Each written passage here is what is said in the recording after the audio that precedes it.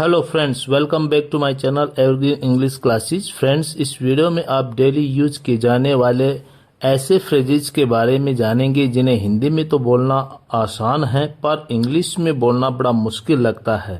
Friends, आइए इन्हें one by one करके सीखते हैं। सबसे पहले लिया है थोड़ी देर में, मतलब है कि कोई काम अभी नहीं फ्यूचर में होगा, थोड़ा वेट करो। ये नियर फ्यूचर की बात करता है जिसकी इंग्लिश होती है इन अ वाइल। इससे काम थोड़ा डिले होने की बात बताई जाती है, जैसे in 10 minutes, in 2 hours, in a month, in a week. इस फ्रेज से एग्जैक्ट टाइम नहीं बताया जाता। इस फ्रेज का यूज स्ट्रक्चर में कुछ इस प्रकार से किया जाता है। सबसे पहले आप बोलते हैं सिंपल फ्यूचर टेंस, उसके बाद आप बोलेंगे इन अ वाइल। जैसे मैं थोड़ी देर में आता हूं तो आप बोलेंगे I will come in a while. I will come in a while.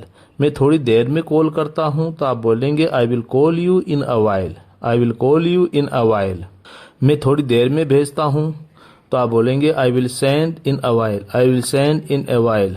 Friends, अगर आपको थोड़ी ज्यादा देर की बात करनी हो तो आप बोलेंगे I will come later. I will come later. Next phrase है रहने दो।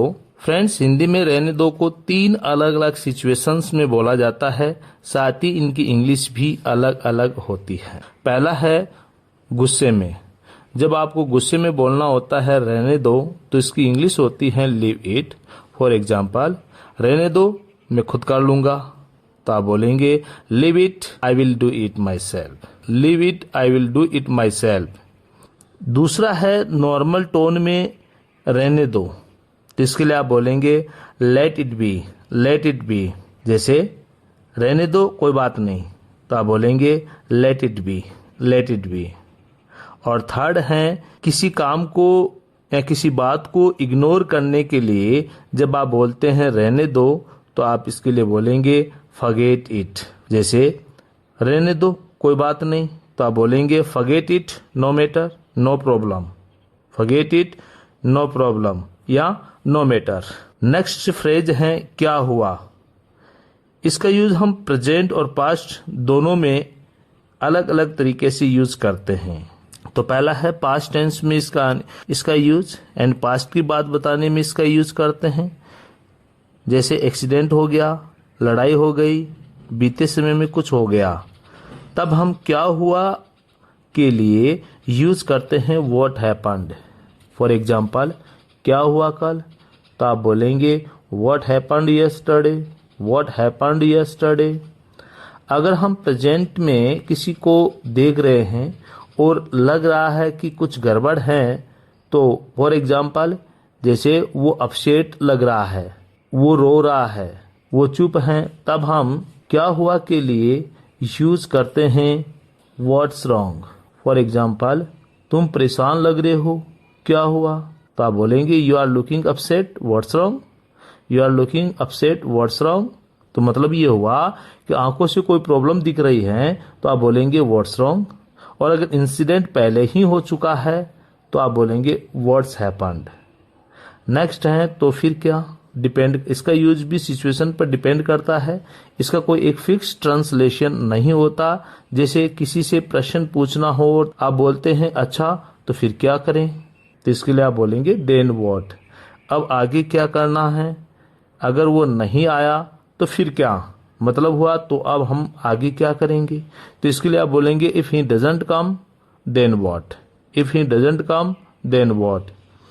हम एग्जाम में फेल हो गए तो फिर क्या, यानी आगे क्या करेंगे, तो हम बोलेंगे we failed the exam then what. अगर एटीट्यूड दिखाना हो तो आप यूज करेंगे सो व्हाट। जब आप कोई गिल्टी या टेंशन फील नहीं करते हैं, जैसे मैं लेट हो गया तो फिर क्या, तो आप बोलते हैं I am late so what. I am late so what. तुम फेल हो गए तो फिर क्या, you failed so what. You failed so what. Next है नो मैटर व्हाट। चाहे कुछ भी हो जाए या फिर किसी भी हाल में। मतलब होता है चाहे कुछ भी हो जाए या फिर किसी भी हाल में। जब आपको स्ट्रोंग डिसीजन दिखाना हो, जैसे चाहे कुछ भी हो जाए मैं जीतूंगा, तो आप बोलेंगे no matter what I will win. No matter what I will win, चाहे कुछ भी हो जाए मैं तुम्हारे साथ हूं। No matter what happens I am with you. No matter what happens I am with you, चाहे कुछ भी कहो मैं अपना फैसला नहीं बदलूंगा। तो आप कहेंगे no matter what you say I want change my mind. No matter what you say I want change my mind. Next है बस यही चाहिए था। इसके लिए आप बोलेंगे that's what I needed. That's what I needed.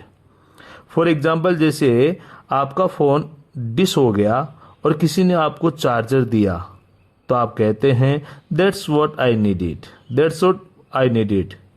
या फिर मान लीजिए आपको प्यास लग रही है और किसी ने आपको पानी पिलाया और पूछा और क्या चाहिए, तब आप कहते हो that's what I needed. That's what I needed, बस यही चाहिए था।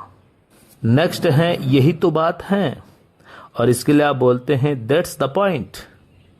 ये तब बोला जाता है जब किसी व्यक्ति को कोई बात समझ आ जाए या कोई चीज हाईलाइट हो जाए, मतलब यही मेन चीज है। अगर कोई व्यक्ति अचानक सच बोल दे और आपको लगे हाँ यही तो उसका रिएक्शन होता है exactly that's the point. Exactly that's the point. तो फ्रेंड्स, अब ये सेंटेंस आपके ट्रांसफॉर्मेशन के लिए बस यही तो मैंने सुना था, बस यही तो मैंने सुना था। तो फ्रेंड्स, इसे आप ट्रांसलेट करें और कमेंट बॉक्स में जरूर लिखें। तो आज की इस वीडियो में बस इतना ही। मिलते हैं ऐसे ही न्यू स्ट्रक्चर्स एंड फ्रेजेस के साथ नेक्स्ट वीडियो में। Thanks for watching.